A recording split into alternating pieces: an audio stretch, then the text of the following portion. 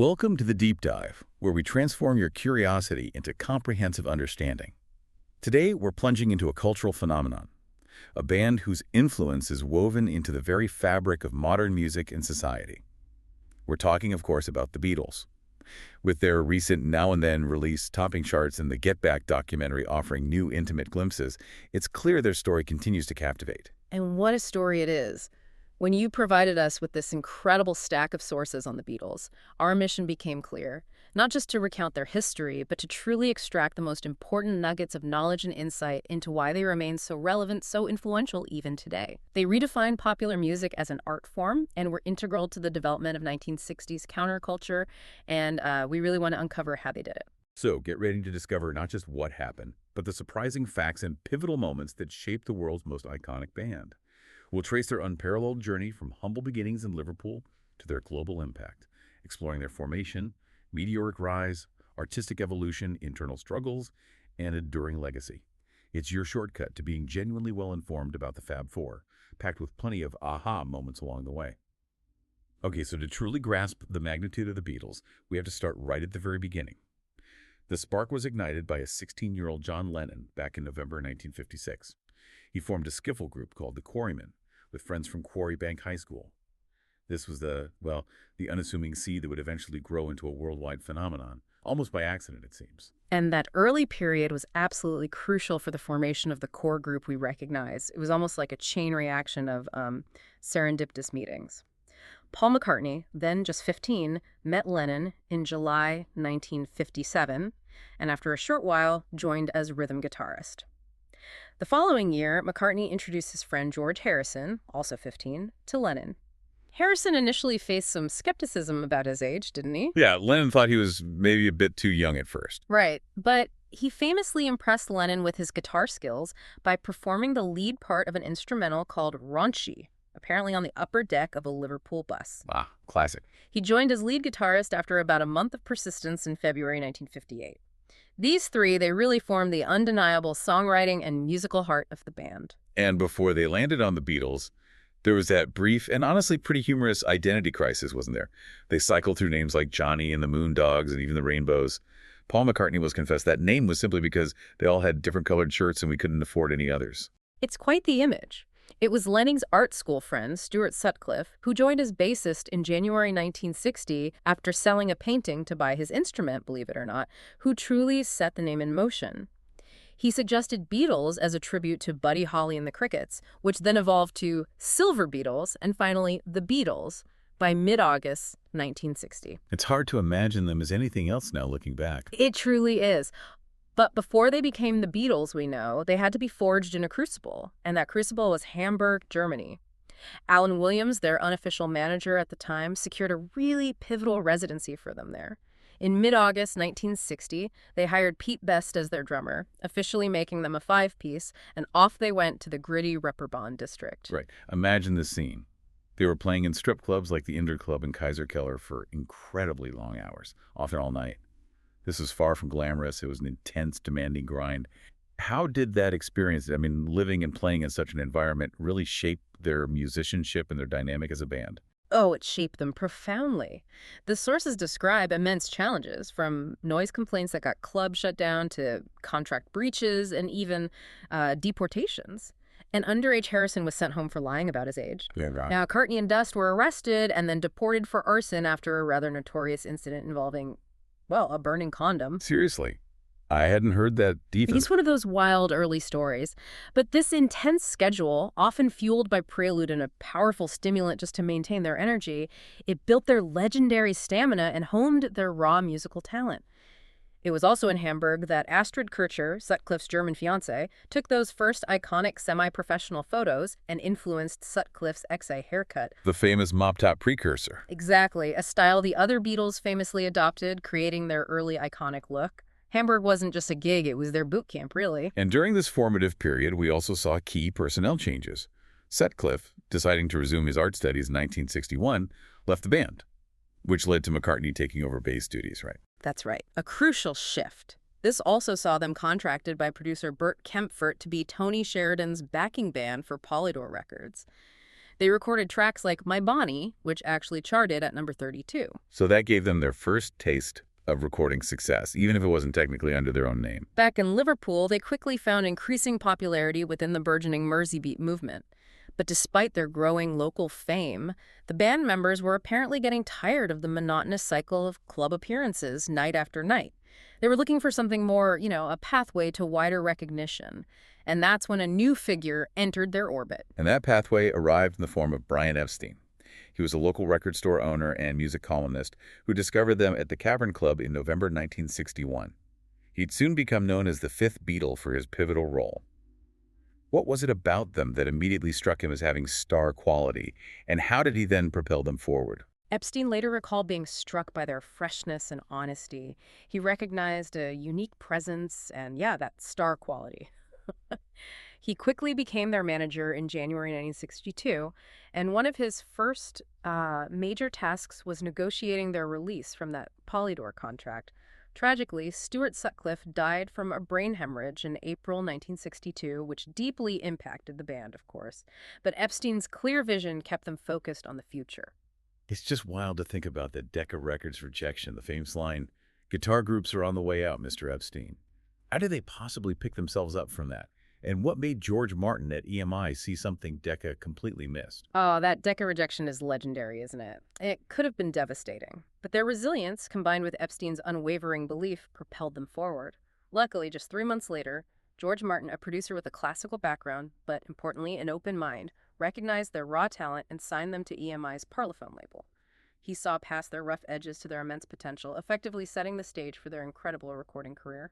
Their true studio steps began with a recording session in mid-1962 at EMI Recording Studios, which we now know as the legendary Abbey Road. This was where the alchemy truly began. And this session also led to the final piece of the Fab Four puzzle. George Martin was reportedly dissatisfied with Pete Best's drumming. A bit controversial, that whole situation. Definitely. There are differing accounts. Yes, but the outcome was Best's dismissal and Ringo Starr joining in mid-August 1962 from Rory Storm and the Hurricanes. Now, Martin initially brought in a session drummer, Andy White, for later versions of Love Me Do, feeling maybe Ringo wasn't quite ready. Right, causing a bit of awkwardness for Ringo initially. Exactly. But the version featuring Starr on drums was ultimately chosen for their first single, solidifying the lineup we all know and love. That decision led directly to their first taste of national success, with Love Me Do, peaking at number 17 in October 1962. Their television debut on the regional news program People and Places followed soon after. And Martin, ever the visionary, had that prescient prediction after they re-recorded Please Please Me at a faster tempo. He told them, "You've just made your first number one." That must have been an incredible moment of validation for them. Absolutely pivotal. And by December 1962, they concluded their fifth and final Hamburg residency, closing that grueling chapter. What's particularly insightful about this early period is how they cemented their internal principles. They agreed that all four members, including Ringo, would contribute vocals, which really helped validate his standing in the group. And Epstein, as their manager, actively began shaping their professional presentation, telling them to, stop eating on stage, stop swearing, stop smoking. Cleaning up their act a bit, but not too much. Exactly. While still carefully encouraging them to retain their unique, irreverent individuality. He saw their star quality and knew how to polish it without losing its essence. So with that foundation laid, the Beatles were not just ready to explode onto the global stage. They did. The speed of their ascent to British stardom was, well, dizzying. Yeah. They recorded their debut LP, Please Please Me, in a single marathon studio session in February 1963. Can you imagine? One day. Incredible energy. That album wasn't just a hit, it became the first of 11 consecutive UK #1 albums for them, holding the top spot for an astonishing 30 weeks. 30 weeks. This rapid success was just unparalleled.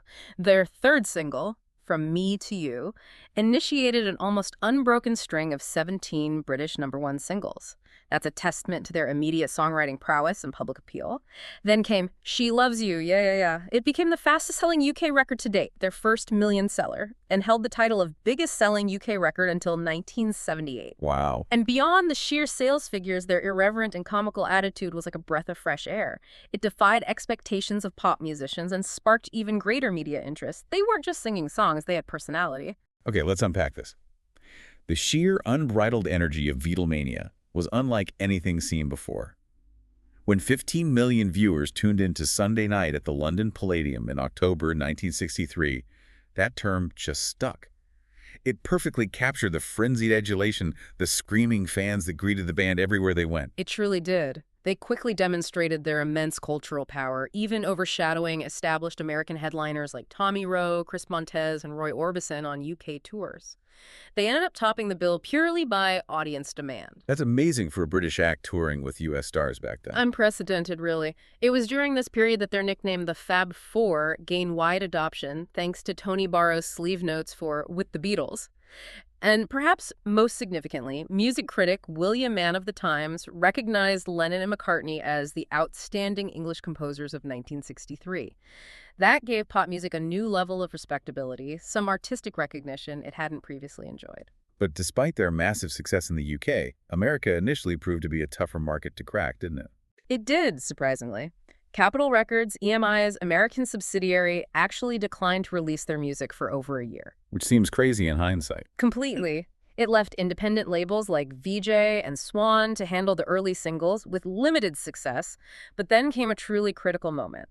A DJ named Carol James of WWDC in Washington, D.C. obtained a copy of the British single, I Want to Hold Your Hand, in mid-December 1963. He just started playing it on air. Yep, and it sparked immediate national demand. Capitol, finally realizing what they had, scrambled to rush the single's release. It sold 1 million copies and hit #1 in the U.S. by mid-January 1964. The floodgates opened. And their arrival. JFK Airport, February 7, 1964. Thousands of screaming fans. It was chaos. Tumultuous is the word. This was followed by their historic debut on The Ed Sullivan Show just 2 days later, watched by approximately 73 million viewers. 73 million. Yeah, a staggering number described at the time as the largest audience that had ever been recorded for an American television program. Despite some initially mixed critical reviews, some critics just didn't get it at first. Beatlemania exploded at their first U.S. concert in Washington Coliseum. It was clear America had fallen, and fallen hard. Here's where it gets really interesting, arriving just months after the assassination of President John F. Kennedy. Commentators suggest the Beatles reignited the sense of excitement and possibility for a nation that was really in mourning. Their unusually long hairstyles, which were mocked by adults, quickly became an emblem of youth rebellion, didn't they? A visible symbol of a burgeoning counterculture. Absolutely. They weren't just entertainers. They felt like a cultural reset button. Their unprecedented success initiated what became known as the British Invasion, opening the door for countless other UK acts like the Dave Clark Five, the Animals, the Rolling Stones. They paved the way. They really did. And the sheer scale of their impact was just incredible. On April 4th, 1964, they held an astonishing 12 positions on the Billboard Hot 100, including the entire top 5. The entire top 5. That's never been repeated, has it? Nope. Still stands today. Sure. This wasn't just a musical phenomenon, it was a profound cultural shift that reshaped the American music landscape almost overnight. And beyond their music, the Beatles also made their mark on the big screen pretty quickly. United Artists, seeing the clear commercial potential of their soundtracks, offered them a 3-motion picture deal. Their film debut, A Hard Day's Night, in 1964, was a musical comedy where they basically played themselves, right? And it received pretty good reviews. Yeah, it was praised by some critics who even compared their comedic timing to the Marx Brothers. The A Hard Day's Night album itself truly showcased their musical maturation. One critic noted that the album saw them truly coming into their own as a band. It also marked the debut of George Harrison's distinctive 12-string electric Rickenbacker guitar. Oh, the jangly sound. Exactly, that classic ringing guitar sound. A significant cultural moment also occurred in August 1964 when a journalist arranged for them to meet Bob Dylan in their New York hotel suite. The famous meeting. That's the one. Dylan introduced them to cannabis, and this meeting led to a mutual musical and cultural influence. It really blurred the lines between folk and rock. Lennon started openly imitating Dylan's vocal style, and Dylan soon started performing with electric instrumentation, a real two-way street. So what does this all mean? Beyond the music, the Beatles used their platform for social good. During their 1964 U.S. tour, they were confronted with racial segregation, and they made a very public stand against it. Tell us about that. They absolutely did. It's a really important part of their story. They famously refused to perform at the segregated Gator Bowl in Jacksonville, Florida. Lennon stated very clearly, "I'd sooner lose our parents' money." Good for them. Did it work? It did. City officials relented, leading to an integrated show. And the band further demonstrated their principles by canceling reservations at a whites-only hotel they'd been booked into. So it wasn't just talk. No, not at all. And it wasn't a one-off. For their subsequent U.S. tours in 1965 and 1966, they consistently included clauses in their contracts stipulating integrated shows. It demonstrated an unwavering stance against segregation and made a tangible impact on civil rights. It was a clear display of their values using their considerable leverage. As the touring years continued, though, a new tension began to emerge for the band, didn't it? Beatles for Sale, released in December 1964, really revealed a growing conflict between the commercial pressures of their global success and their burgeoning creative ambitions. They'd nearly exhausted their backlog of original songs, apparently, and the constant international touring made songwriting a real challenge. That led to the inclusion of 6 cover songs on the album. Right, you can hear the strain a bit on that record. This period also saw the accidental introduction of psychedelic drugs, which profoundly influenced their creative direction. In early 1965, after a dinner party, Harrison's dentist apparently added LSD to their coffee without telling them. Wow, really? Just slipped it to them. That's the story. John Lennon described the experience as terrifying, but fantastic. Yeah. Lennon and Harrison subsequently became regular users, with Starr joining at least once. For Harrison, LSD acted as, in his words, the key that opened the door to his deep dive into Eastern spirituality. It led to his interest in meditation, Hinduism, and the sitar, which he later studied intensely with Ravi Shankar. And McCartney. Paul McCartney was initially reluctant, but he publicly embraced LSD in late 1966, stating, "It opened my eyes and made me a better, more honest, more tolerant member of society." It was clearly a catalyst for intense self-exploration and artistic expansion for all of them, in different ways. While they were exploring these new creative doors, they also found themselves in a unique social position. In June 1965, Queen Elizabeth II appointed all 4 Beatles members of the Order of the British Empire, the MBE. That caused quite a controversy, didn't it? Some conservative recipients returned their own insignias in protest. It did. The honor was traditionally bestowed upon military veterans and civic leaders, so giving it to a pop group ruffled quite a few feathers. It just goes to show how much they were challenging traditional norms and making the establishment, well, uncomfortable. So after the triumph of A Hard Day's Night, their second film, Help, came along in July 1965. But the reviews were quite different this time, weren't they? And what was the significance of the accompanying album? That's right. The Help film was described by critics as mainly a relentless spoof of Bonn, and it received rather mixed reviews. Paul McCartney even admitted later, "Help was great, but it wasn't our film, we were sort of guest stars." The accompanying Help album, however, was a landmark. It was the first time a rock group was nominated for a Grammy Award for Album of the Year. Really? The first rock group? Yep. It showcased their expanded use of vocal overdubs and the incorporation of classical instruments, like that famous string quartet on Yesterday. Ah, Yesterday. Yeah. McCartney's solo masterpiece. Exactly. None of the other Beatles perform on it, and it has since become the most covered song ever written. Just astonishing. Their third U.S. tour opened with that world record performance before 55,600 people at Shea Stadium in August 1965.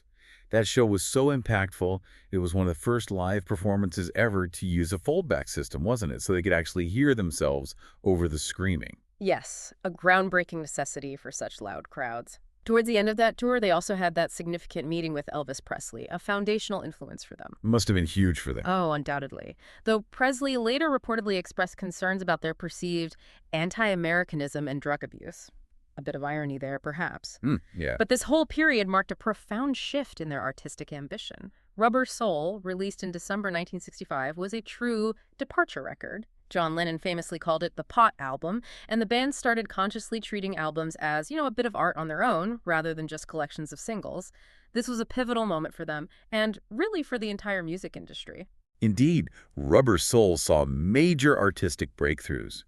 George Harrison's introduction of the sitar on Norwegian Wood, This Bird Has Flown, was just groundbreaking, wasn't it? Pushing the boundaries of popular music by incorporating such unconventional instrumentation. Absolutely. And the lyrical content grew more artful, more introspective. Fans started studying them for deeper meaning, moving beyond simple pop love songs. And while the album still had that collaborative Lennon-McCartney credit, It really showcased distinct compositions from both of them. In My Life, for example, is widely considered a highlight of their entire songwriting catalog.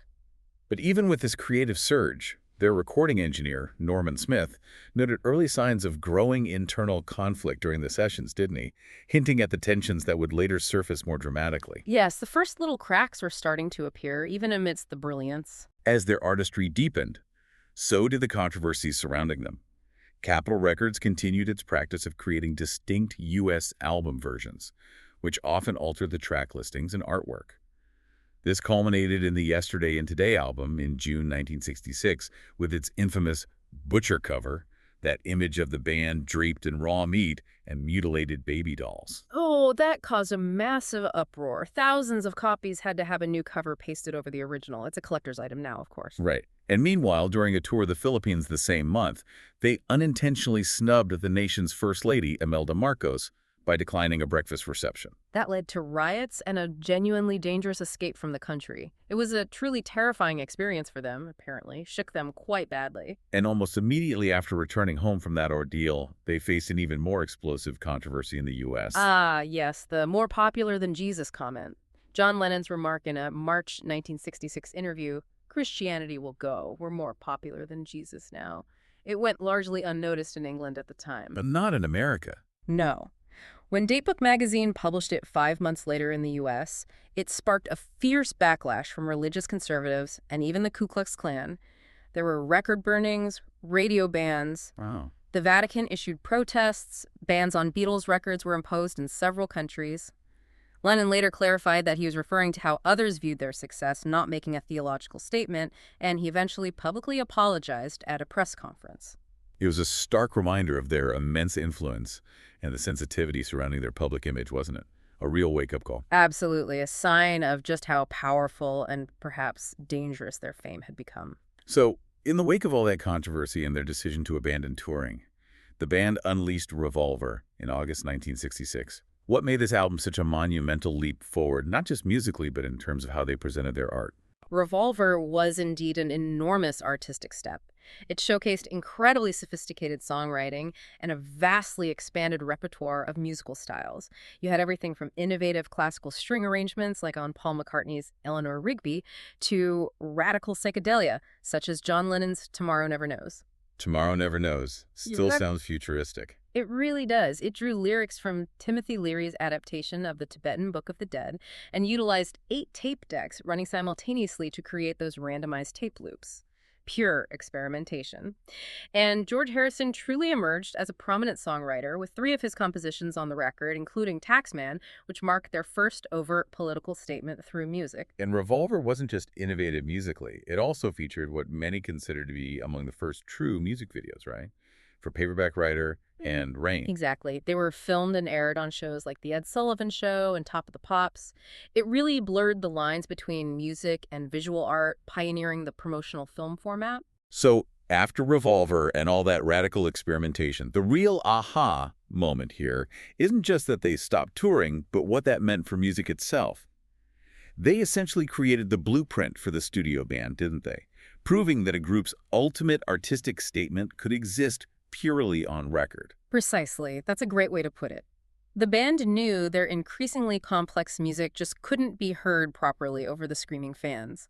Their custom-designed 100-watt Vox amplifiers, though powerful for the time, were still inadequate to compete with the sheer volume of the crowds. They couldn't hear themselves play. Right. Plus, they were getting bored with the grind of live performances and still shaken by that Philippines incident. They recognized that live Beatles and studio Beatles had become entirely different beasts. The fork in the road. Definitely. This led to the monumental decision to make the August 1966 U.S. tour their last. Their final commercial concert took place at San Francisco's Candlestick Park on August 29, 1966. That concluded 4 years of almost nonstop touring, over 1,400 international concert appearances. It marked a profound shift, allowing them to fully embrace the studio as their primary creative space and set a whole new standard for album artistry. Freed from the burden of touring, the Beatles completely embraced experimentation in the studio, didn't they? Leading to the creation of Rusty Pepper's Lonely Hearts Club Band, with recordings starting in late 1966. This was a pivotal moment where they could truly push boundaries without any constraints of having to reproduce their music live. And this freedom resulted in a genuinely revolutionary recording process. The album took over 700 hours to record. Unprecedented at the time, they experimented constantly, putting microphones inside brass instruments, turning headphones into makeshift microphones on violins, utilizing primitive oscillators to vary instrument and vocal speeds, chopping up tapes, running them backwards. Just playing with sound. Completely. A Day in the Life, for instance, featured that massive crescendo played by a 40-piece orchestra, told to basically go from their lowest note to their highest. The album was preceded by the non-album double-A-side single Strawberry Fields Forever and Penny Lane, two masterpieces in their own right. Which famously didn't make #1, breaking their streak, right? Yeah. Because sales were split. Exactly. But when Sgt. Pepper itself was rush-released in May 1967, it was immediately acclaimed as a popular masterpiece. It dramatically enlarged the possibilities of what popular music on record could be. What's truly insightful is how Sgt. Pepper wasn't just music. It felt like a cultural event, almost a public manifesto. It was the first major pop rock LP to include the complete lyrics printed on the cover. That invited scholarly analysis, didn't it? Treating pop lyrics as serious text. It did. And the elaborate cover, that famous collage designed by pop artists Peter Blake and John Hayworth, became one of the most imitated images in the world. It reflected the growing hippie influence with their heavy mustaches and those colorful, anti-authoritarian military uniforms. It was a deliberate visual statement against the establishment. And commercially, its dominance was undeniable. Sgt. Pepper topped the UK charts for 23 consecutive weeks, sold 2.5 million copies within just 3 months of its release. And it made history as the first rock album to win the Grammy Award for Album of the Year.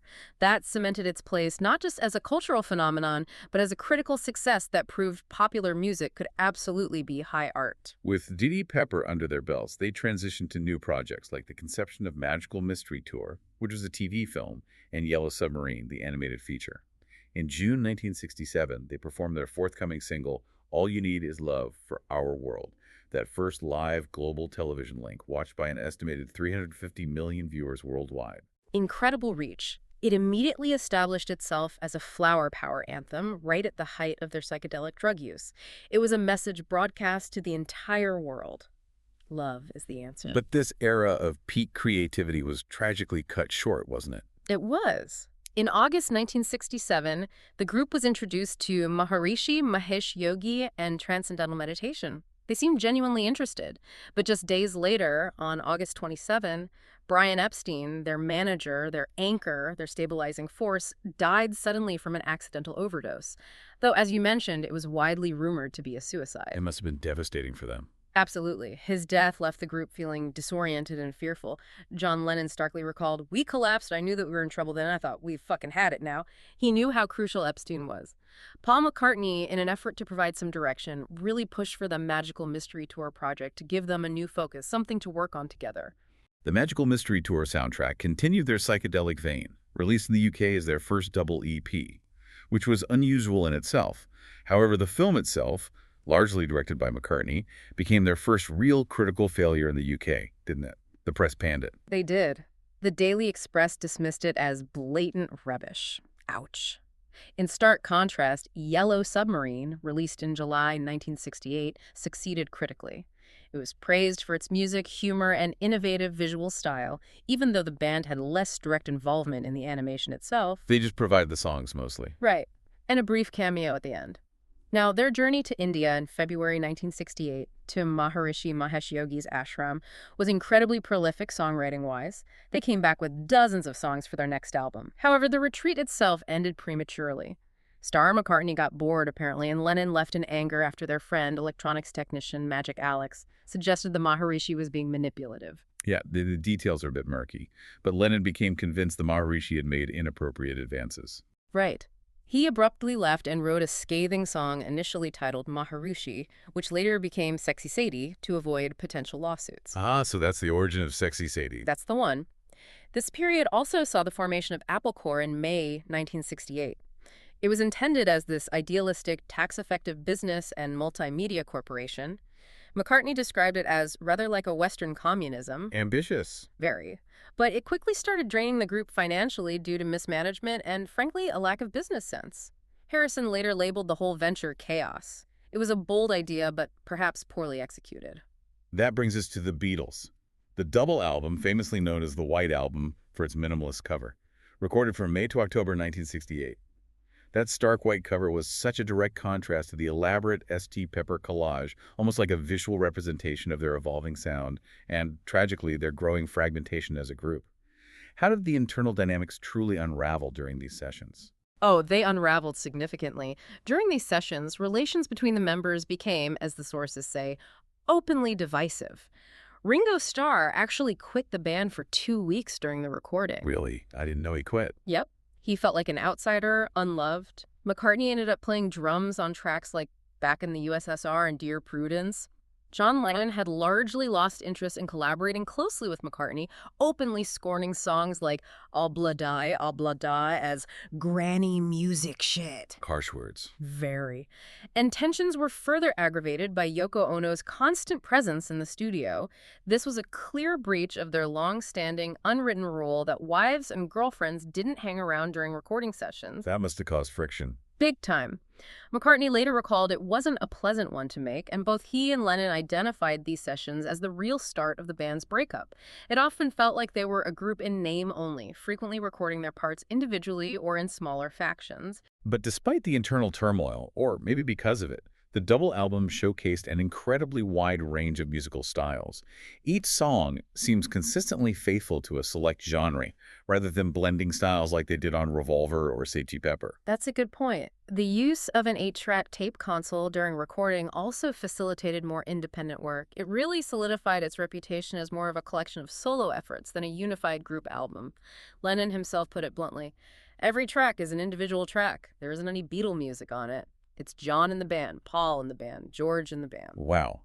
Still, the non-album single Hey Jude, their longest song yet, also emerged from this prolific yet fractured period, an absolute anthem. Incredible song.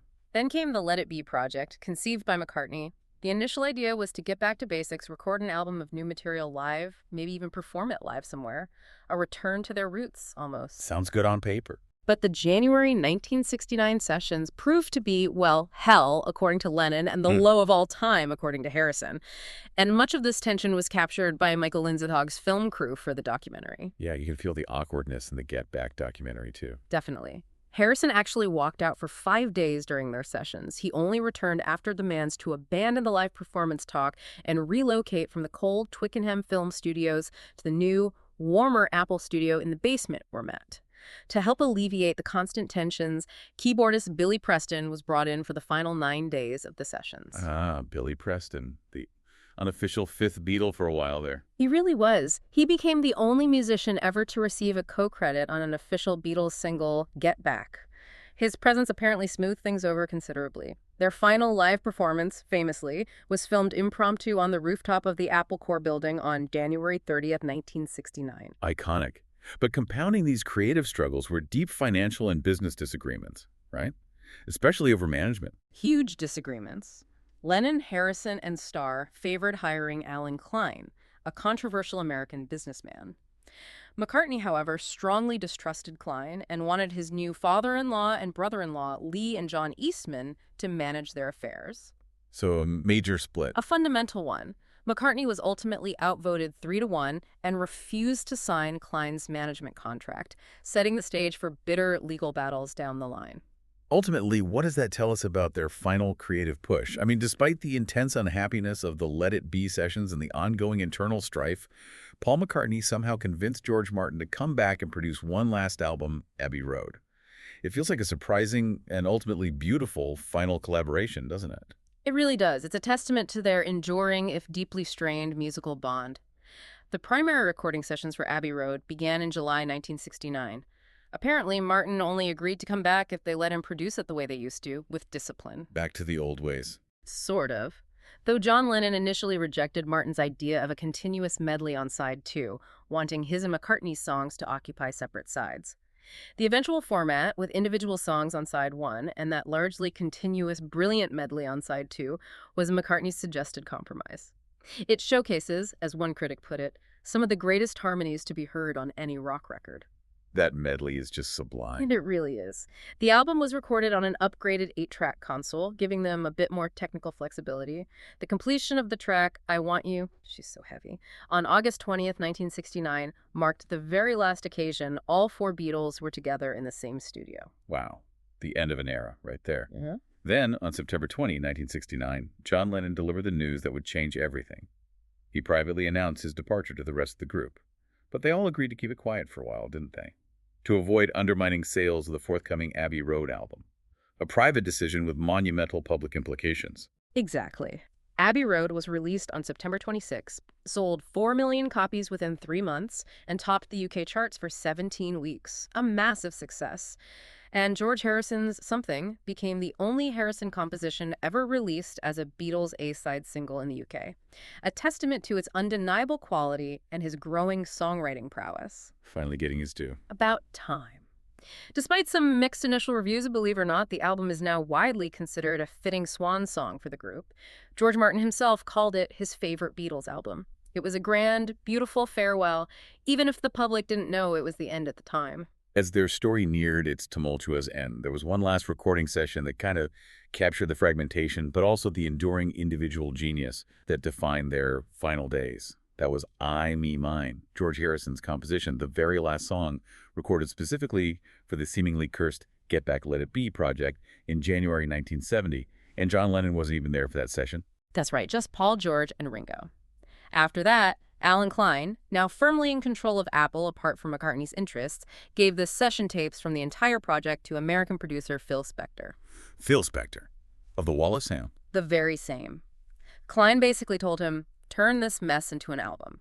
Spector controversially remixed, edited, spliced, and heavily overdubbed several recordings. Most famously, he added lavish orchestration and a choir to The Long and Winding Road, completely against Paul McCartney's wishes. McCartney was furious about that, wasn't he? Absolutely livid.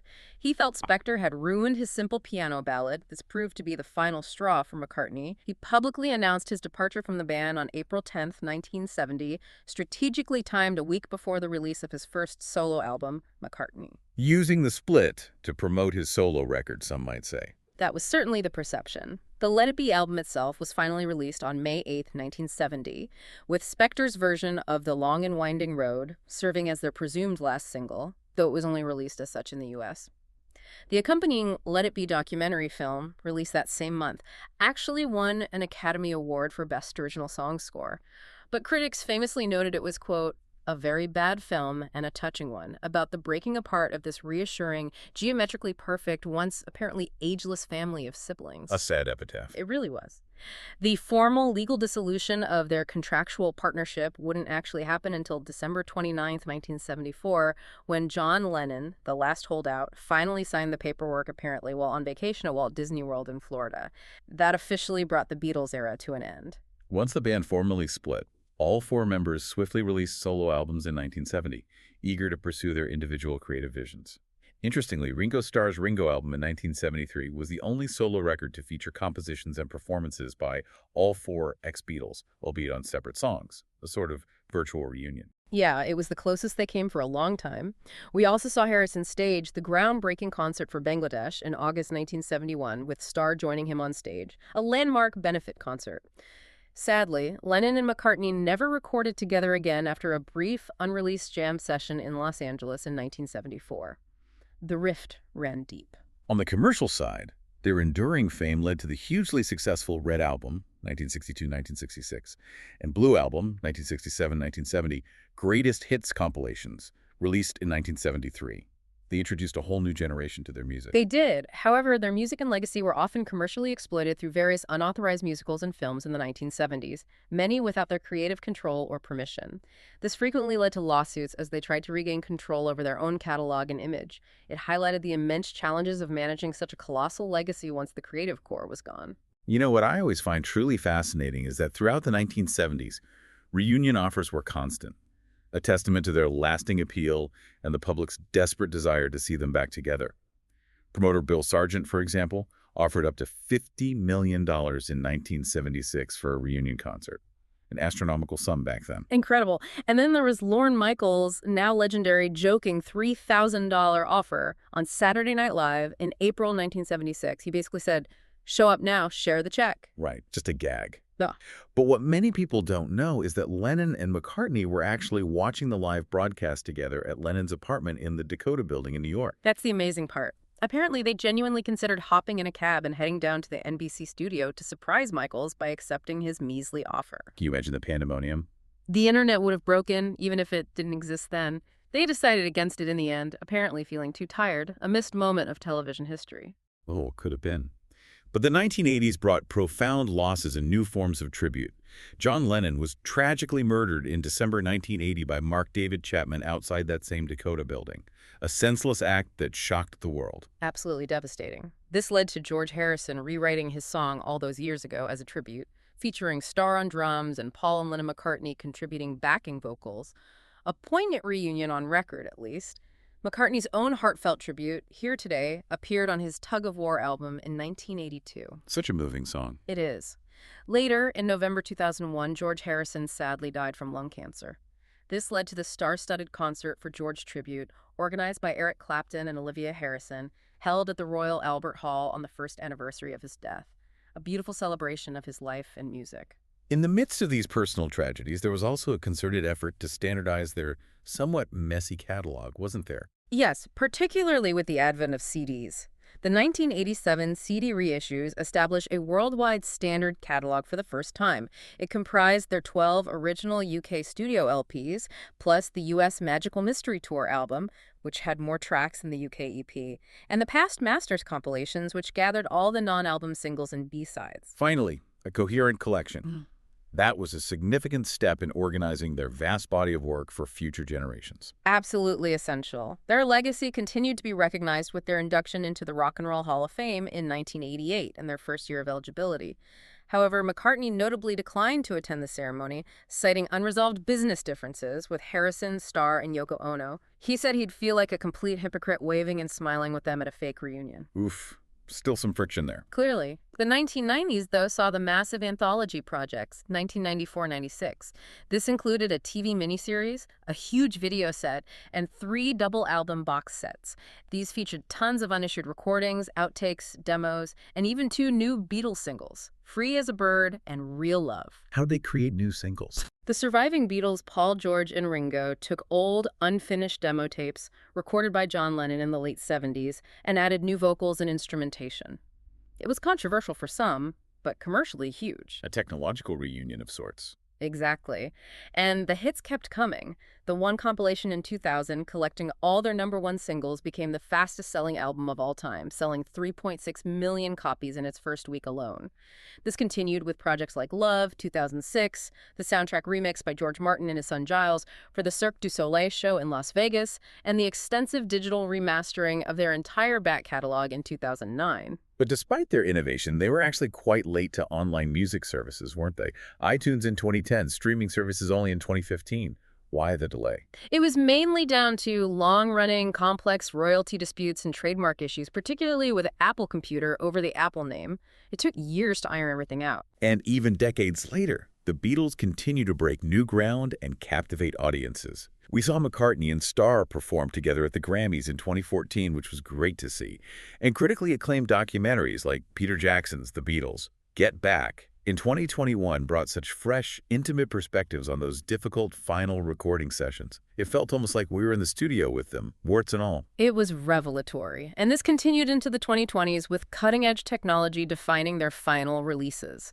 The 2022 special edition of Revolver, for example, utilized AI-powered demixing technology developed by Peter Jackson's Wingnut Films sound team to separate individual instruments and voices from the original mono tapes, allowing for stunning new stereo mixes. That tech is incredible. It really is. And then, in November 2023, came Now and Then, billed rather definitively as the final Beatles record.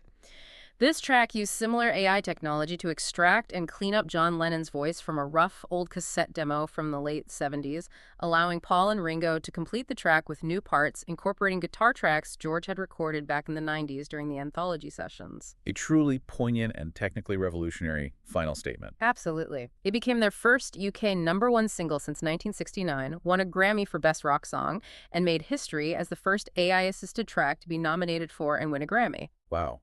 And most recently, the original 1970 Let It Be film was digitally restored and finally re-released on Disney Plus in May 2024, showing that their legacy continues to be re-examined and presented using the latest technological advancements. It never really ends. So what does this all mean? What's the broader significance of all this? The Beatles weren't just popular. They, as some critics put it, revolutionized the sound, style, and attitude of popular music, and constantly staked out new musical territory on each release. Their impact was immediate, profound, and they never stopped evolving. Exactly. They drew from incredibly diverse influences, constantly absorbing and transforming sounds. They evolved rapidly from their roots in skiffle, beat music, and 1950s rock and roll. Early on, artists like Elvis Presley, who Lennon famously admitted, "Nothing really affected me until I heard Elvis, Carl Perkins, Little Richard, Chuck Berry." Lennon particularly admired his lyrics. Buddy Holly, they were all foundational. Later, they absorbed influences from contemporaries like Bob Dylan, Smokey Robinson, The Who, Frank Zappa, The Byrds, The Lovin' Spoonful, and especially the Beach Boys. Right, the Pet Sounds' influence on Tree Pepper is well documented. Hugely important. McCartney said he was amazed and inspired by it, and George Martin stated flatly, "No one made a greater impact on the Beatles than Brian Wilson." Their musical journey took them into classical music, traditional pop, folk, Indian music, psychedelia, Baroque pop, hard rock. You name it, they touched on it. Yesterday marked their first recorded use of classical music elements with that string quartet. Right. While a song like Rain, the B-side of Paperback Writer, was arguably their first overtly psychedelic Beatles record with its backwards vocals and slowed-down track, that was followed by even more radical tracks like Tomorrow Never Knows. And George Harrison's embrace of Indian classical music was particularly evident and influential, not just on Beatles tracks like The Inner Light, Love You Too, and Within You, Without You, but on Western pop culture generally. And as music historian Michael Campbell put it, a day in the life encapsulates their art better than any single track. He highlighted its sound imagination, the persistence of tuneful melody, and the close coordination between words and music. He said, "It represents a new category of song more sophisticated than pop and uniquely innovative." It's just a perfect example of their unparalleled genius, isn't it? It truly is. And diving into the creative minds behind it all, Walter Everett's analysis offers interesting contrasts between Lennon and McCartney. He described McCartney as having a focused musical talent with an ear for counterpoint, always developing his music consciously to entertain.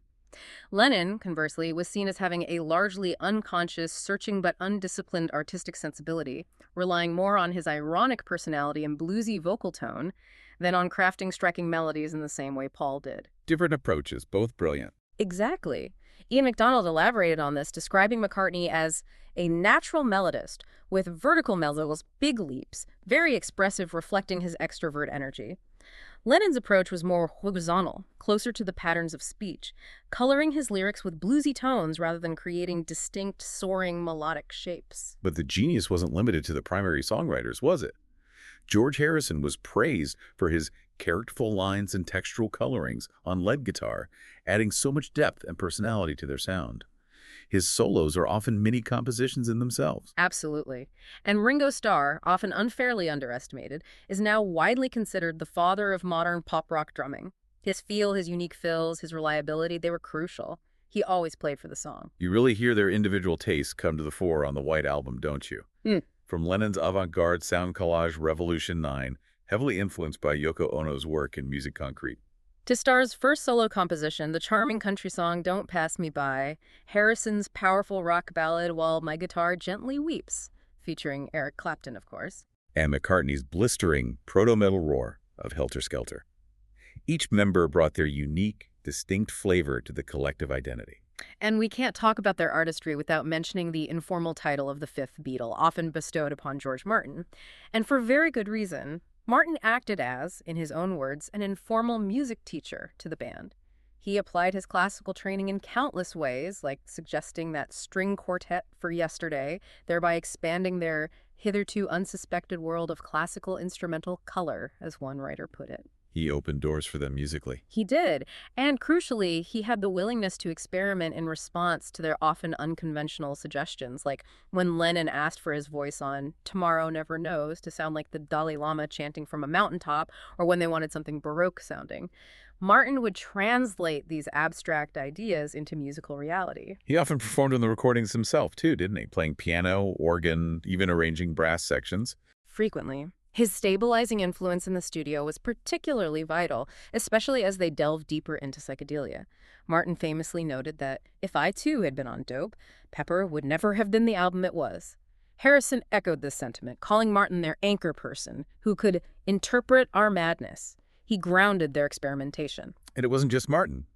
The Beatles, in collaboration with him and those brilliant EMI engineers like Norman Smith, Ken Townsend, and Jeff Emmerich, constantly pushed technological boundaries in the studio. They actively sought ways to incorporate accidental occurrences into their music, things like unintentional guitar feedback, the sound of resonating glass bottles, tapes accidentally threaded backwards. They heard potential in everything. They were true pioneers in using the studio itself as an instrument. They mastered techniques like artificial double tracking, ADT, sound effects, unconventional microphone placements, tape loops, varied speed recordings, speeding up or slowing down tapes, to create wholly new sonic landscapes. They forever changed how records were made. And they weren't afraid to augment their songs with instruments that were completely unconventional in rock music at the time, were they? Not at all. Beyond the string and brass ensembles, they famously incorporated Indian instruments like the sitar and the swarmandal and Indian zither. They also eagerly adopted novel electronic instruments like the mellotron. Ah, the Strawberry Fields flutes. Exactly. McCartney played that intro on a mellotron. And they used the clavioline, an early electronic keyboard, which created that unusual, reedy, oboe-like sound on Baby, You're a Rich Man. Their relentless pursuit of new sounds just constantly redefined what was possible in popular music. So, ultimately, what's the lasting impact we can take away from the Beatles? Their cultural significance and enduring fame are just unparalleled, aren't they? They really are. Robert Greenfield compared the Beatles to Picasso as artists who broke through the constraints of their time period to come up with something that was unique and original. A high compliment indeed. They're credited with initiating the album era back in 1964.